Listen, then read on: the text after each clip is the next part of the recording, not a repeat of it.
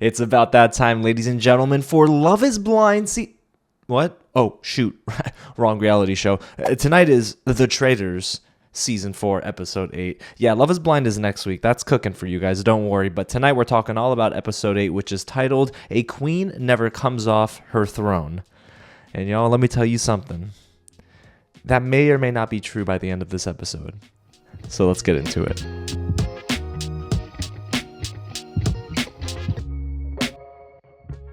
What's going on, you guys? James here with another real recap and review for The Traitors, Season 4, Episode 8. Please excuse me if I sound congested because I'm battling through a cold, okay? It's very cold in South Florida. It's like 46 degrees, okay? That's cold. But today, it ain't cold enough to cook up something spicy for this episode of The Traitors. We're in the final stretch here, guys. We're only like 4 episodes away, I believe, from the finale, and I'm very excited, but not before we get into episode 8, because there were a lot of twists and turns, and let me tell you something.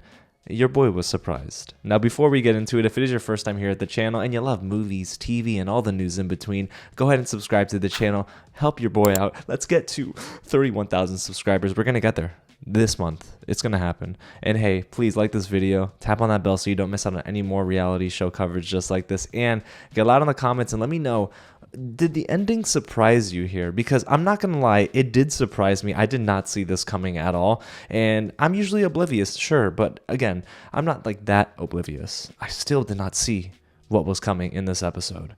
So yeah, if you have not watched episode 8, please save this to your watch later list because I'm getting into spoilers very quickly.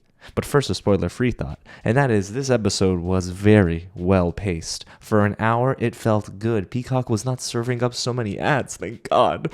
But seriously, this was a very well-edited episode, and I do like the intrigue here, and I think that the diciness of the conversations really are at a different level. The intensity's risen, and all of the payoff is feeling very sweet from the build-up we got from the first 7 episodes. I mean, I'm telling you something. This episode was definitely taking you down a winding road, and I felt it all the way up until the 60th minute.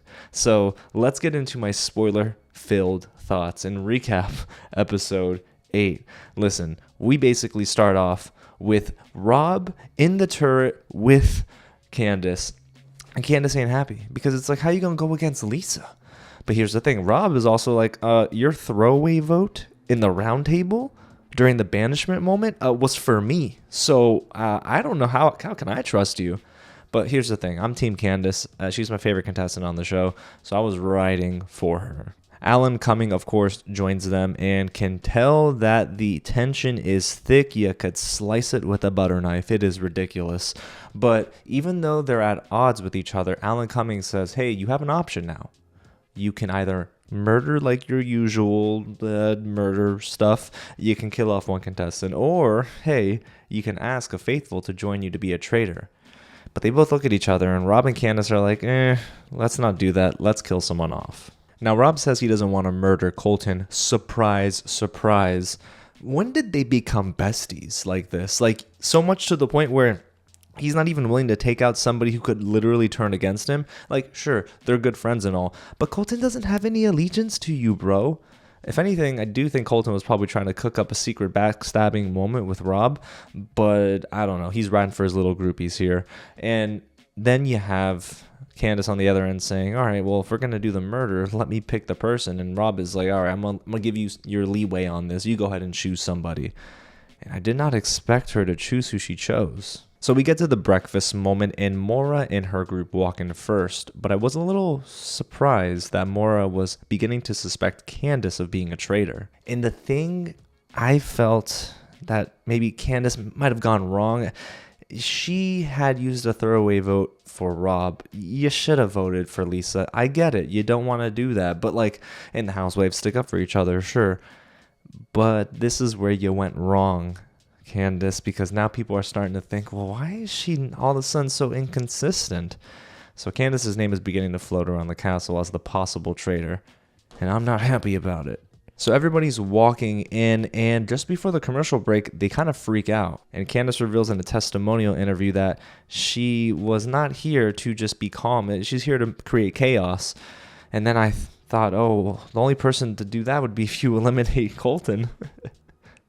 Oh my gosh. And they eliminated Colton, y'all. Colton ends up being the 6th contestant to be murdered on this show. He's gone. He's out of here. And we are now not annoyed anymore, I think. We still got Rob on the show? Yeah, okay. Well, here we go. Okay. Rob is a smart contestant. Makes for good TV. But that man is now starting to annoy me. Here's the thing. Colton was definitely he was somebody who was very smart. So Candiace eliminating him made sense. But the problem here is Rob has already created such an alliance or an allegiance, I guess, with all these other faithfuls that with Candiace doing this, Rob said, you know what, actually, I'm going to use this in my favor and I'm going to start trying to plant some seeds of doubt. Hey, why did Candiace eliminate Colton? Rob, again, you're acting like the thing you hunt, you snake. So Rob is going after Candiace, and then we have Eric also guessing that maybe Candiace could be a traitor. So we have Candiace being attacked from all different angles. So Candiace said, you know what? Well, I'm going to start playing some offense. And she is now planting seeds of doubt about Rob to Johnny, if I'm not mistaken. So this is messy. Messy boots, everyone. Messy boots. This is crazy. But hey, we still have a mission to get to. And the mission was actually surprisingly lighthearted and fun compared to the other missions where they go in these creepy houses and I rebuke it. But here we go. Mission time, guys. They got a chance to add money to the pot, and there's going to be, well, technically 3 teams. 2 teams are going to be sent outside of the castle to recreate some photos or trying to recreate artwork in real life, and then it gets sent to the team inside a 3rd team inside of the old gallery where they have to then find the actual artwork and match it with the photos that are being sent by the other teams. It doesn't sound as complicated as it really is. Once the game gets started, it gets flowing. But you got, red team with Candiace, with Steven, with Johnny, I believe. They don't do a very good job. But you got green team. It is green team, right? Yeah. Okay. All right. Thank you. Green team, you had Natalie. You had, was it Dorinda? Yeah. Mara. I can't remember the others. Darn it, it escapes me right now. But it was just really fun to see how the green team was so much better than the red team. I mean, they did a great job. So by the end of it, of course, yeah, they got money to add to the pot. The pot is now at $150,800, which is that's a pretty substantial amount of money before taxes. Now, that wasn't even the biggest deal. The biggest deal here was the shield. Who's going to take the shield? Because the shield could only be taken by the team who goes into the old gallery. And the old gallery team was Kristen, Mark, Rob. And, well, Kristen gets the shield. And they let her have it. And she's safe at the next banishment. So, good job, Kristen. But you really, it is very interesting. So after the mission and hearing a lot about Highland cows, we're getting back to the castle. The castle itself is actually beginning to lean towards 2 contestants now. One of them being a traitor and the other really not being a traitor.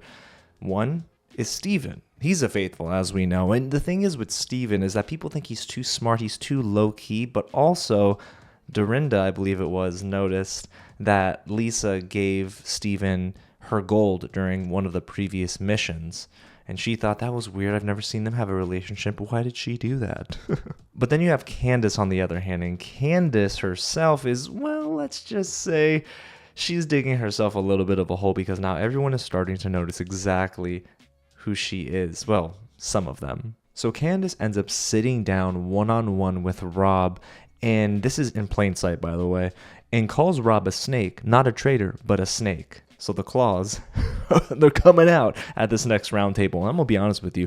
Rob is a little sly here. He's like, okay, I'm going to let you get angry because if people start to see your shift, well, they're going to start to notice that maybe you are a traitor after all. And prior to this one-on-one, Steven and Candiace were sitting, and Candiace was planting the seeds of doubt in Steven's mind that Rob might be the puppeteer here and the one controlling Colton, right? And then Rob had to insert himself because he knew this is not good for me. So now it's time for the 7th banishment, right? So we have the 7th round table where all the contestants are going to have to come together and figure out, is it Candiace? Is it Steven? Or heck, is it Rob? So they're deliberating here. And then at one point, oddly enough, Natalie and Tara start beefing. And this is all because Candiace said that there was a group consensus led by Tara to go against Natalie. And Natalie said, well, you know what? How dare you? And she's like, cocking her guns in her arms and stuff, ready to just like choke somebody, right? But here's the thing.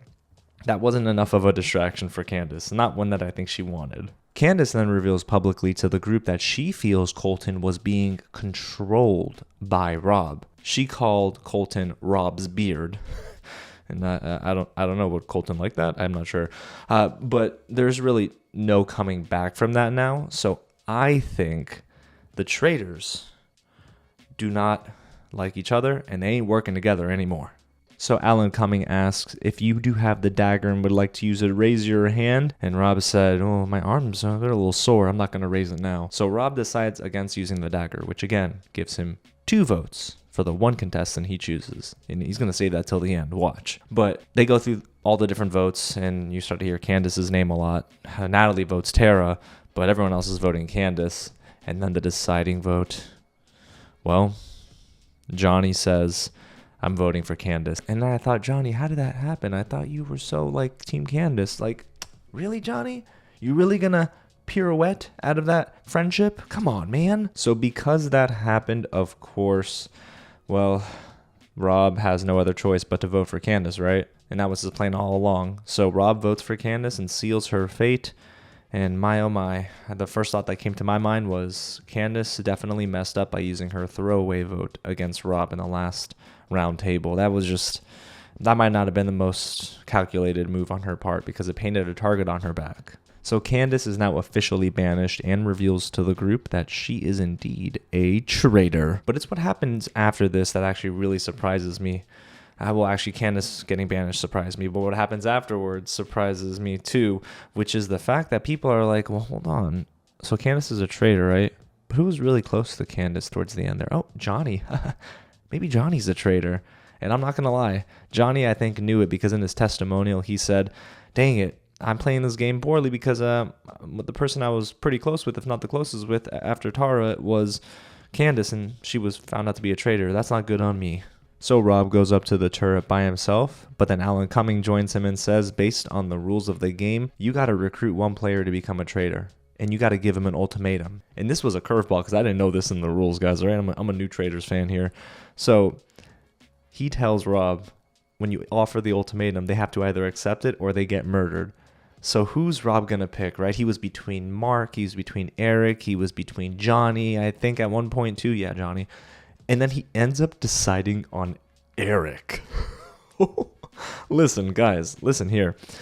Eric is a smart player. So even if he doesn't accept, which I think he will, but if he doesn't accept, he's going to leave the show anyway. So Rob is playing this pretty well. I'm not going to lie, Rob is being very smart about this. But it's funny, as Eric was reading this ultimatum letter, or the letter that told him to go meet the traitor by the stone steps or whatever, he stays guessing incorrectly in this game because he's like, oh, I have the note. The note is here. The handwriting. I know the handwriting. It's Johnny. You dummy. It's not Johnny's handwriting. Between Eric getting the laugh wrong with Tiffany and now the handwriting wrong with Johnny, what is going on, bro? And that's where episode 8 ends, on that cliffhanger. Eric sees who's under the hood and it's Rob, and boom, credits. And I really cannot wait for episode 9. I still don't have my Peacock contact to help me out here. And yes, guys, listen, I understand that the video probably started to look a little funny in terms of the color throughout this video, and that's because it's very cold in this room and my camera's running, so it's a little warm, and when warm and cold mix, you get some fog. So I'm sorry if it looks a little weird on camera, but thanks so much for sticking with me for episode 8 and this recap and review of what is one of the most explosive episodes of this season. Some twists and turns I did not see coming, and I loved every bit of it. So if you did too, let me know in the comments below. And did it surprise you like it surprised me? And hey, if you haven't already subscribed to the channel, tap on that bell and like this video too, because guys, we're rolling here, right? It's time. I'm in the saddle, and I'm not getting off until December 31st, probably. Yeah, it's going to be a very fun year ahead. But hey, we got the Traitors next week. We got Love is Blind next Wednesday. It's going to be so cool. I mean, there's so much to talk about with both shows. So I can't wait to get into it, you guys.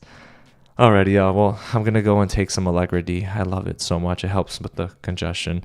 And I'll see you guys at the next screening. God bless y'all. And thanks again for watching. Oh, I even said my outro out of order. That's how you know I'm sick.